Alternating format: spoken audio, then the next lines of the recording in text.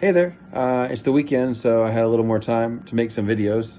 Um, so I've been talking to someone in China. They have a real big problem with anxiety, and fortunately, I speak Chinese, so it's been interesting trying to help them.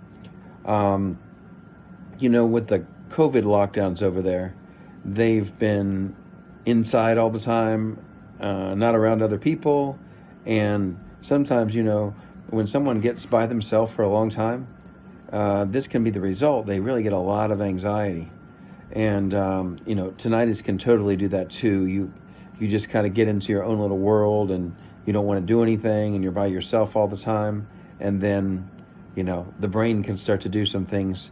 And I want to just remind you how, one thing about how the brain works, and that is it's very habitual. You train it to do something a certain way, and it'll keep doing that over and over again. So, like, if you had some negative experience that happened, like you were in an auto accident, it could get where you're always worried every time you drive because you worry that you'll have another auto accident. And you know people like that, right? So it can be difficult to break past this. Um, you know, if someone was, if there was violence in the family, for example, a woman who's been hit, she can get where she's always afraid to be around other people because they might hit her too, especially a man, for example. But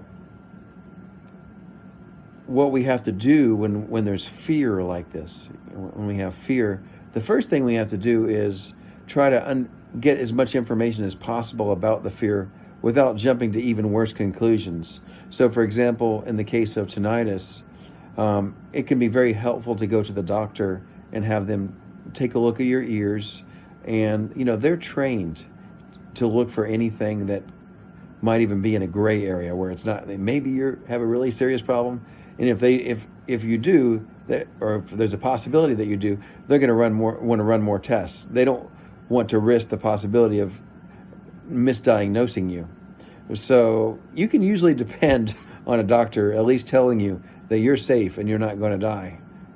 And this tinnitus, you might need to get that information. That's kind of the first step in resolving, fear, is just getting to the part about where is this something that actually really is going to hurt me or not.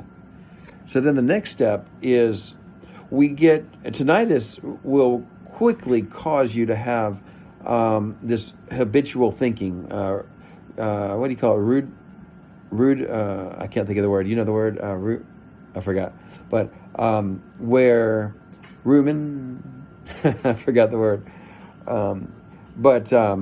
Anyways, you get this habitual thinking where you're always thinking about the tinnitus, and then your brain, it's really good at keeping that going. And that's where kind of getting in between that and reprogramming your brain can take a little work. What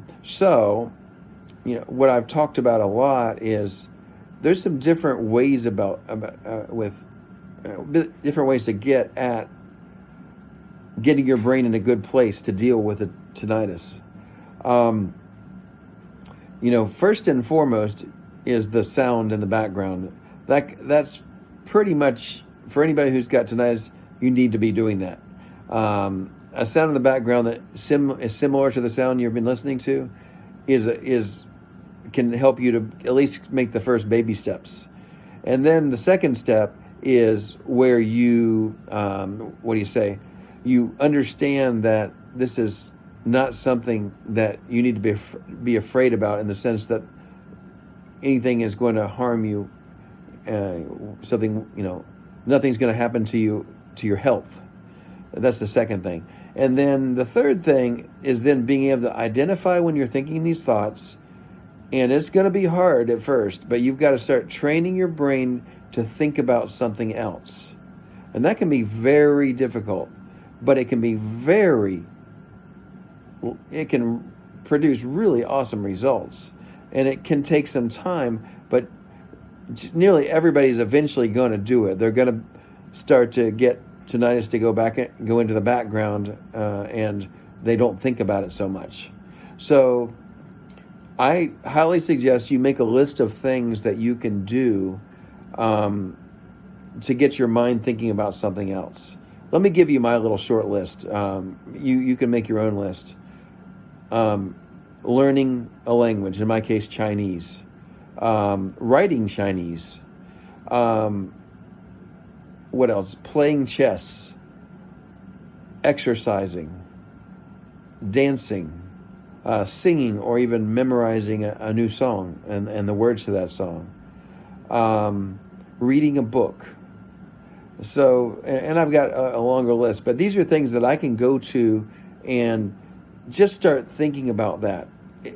It doesn't help to say, don't think about tinnitus, don't think about tinnitus. You'll think about it. So you're going to say, okay, I'm going to read this book for a little while. And, if you get the book, read the words aloud, if that'll help you. But just something where your brain must focus on that for a while.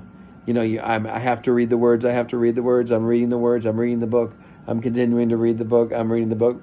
And, that's something you can kind of get your brain on that and not the tinnitus.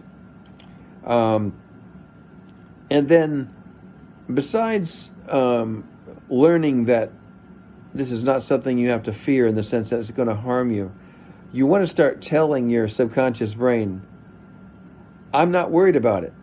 I'm okay. I'm not going to let it bother me anymore. I'm going to learn to cope with this. I'm already doing better. This sounds kind of nice. I like it.